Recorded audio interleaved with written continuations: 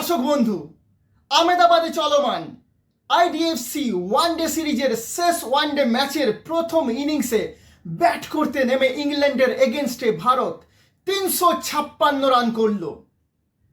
ইংল্যান্ডকে জিততে হলে করতে হবে 357 রান।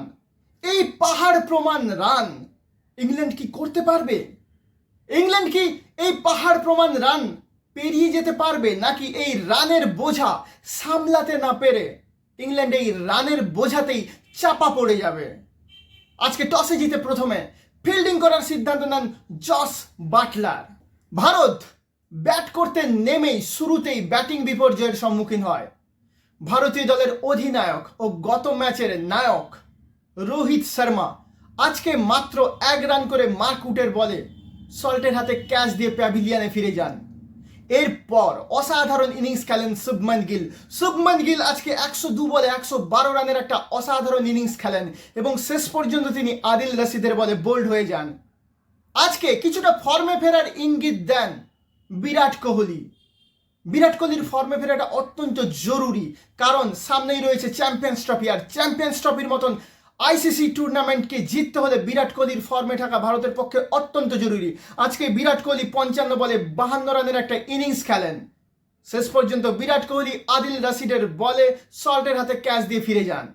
আজকে অসাধারণ ইনিংস খেলেন শ্রেয়াস আয়ার আজকে 64 বলে 78 রানের একটা অসাধারণ ইনিংস খেললেন।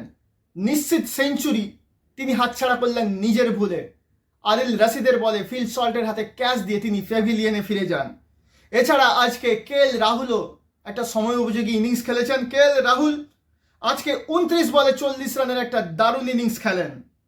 হার্দিক পান্ডিয়া পরপর 2 ছক্কা হাঁকিয়েছিলেন আদিল রশিদকে। মনে হচ্ছিল আজকে হার্দিক পান্ডিয়া বেশ একটা বড় ইনিংস খেলতে চলেছেন, কিন্তু হার্দিক পান্ডিয়া আদিল রশিদের 10 নম্বর ওভারের শেষ বলে বোল্ড হয়ে যান পরপর 2 ছক্কা হাঁকানোর পর।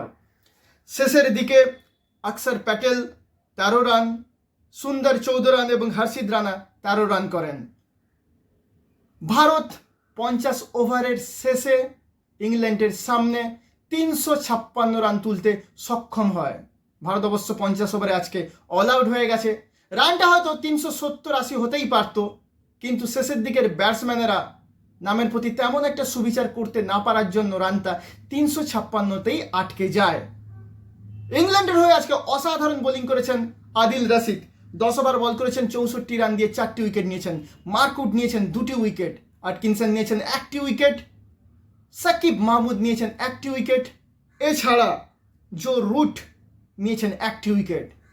ইংল্যান্ড কি পারবে এই 356 রান তাড়া করে ম্যাচটাকে জিতে নিতে? ইংল্যান্ডের ব্যাটসম্যানেরা তেমন একটা ফর্মে নেই।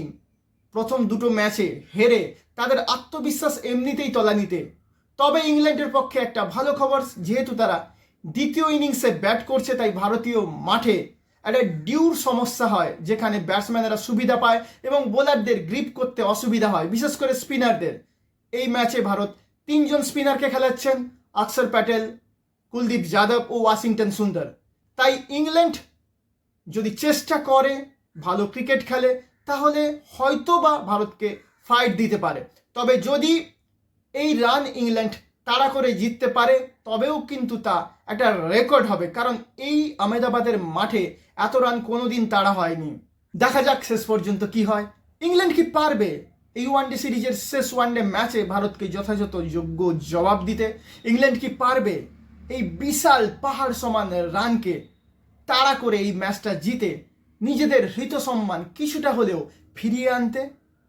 ইংল্যান্ড কি পারবে ভারতকে এই ম্যাচে হারিয়ে চ্যাম্পিয়ন্স ট্রফির যাত্রার শুরুর আগে কিছুটা আত্মবিশ্বাস গেইন করতে, নাকি ভারত ইংল্যান্ডকে হোয়াইট ওয়াশ করে দেবে?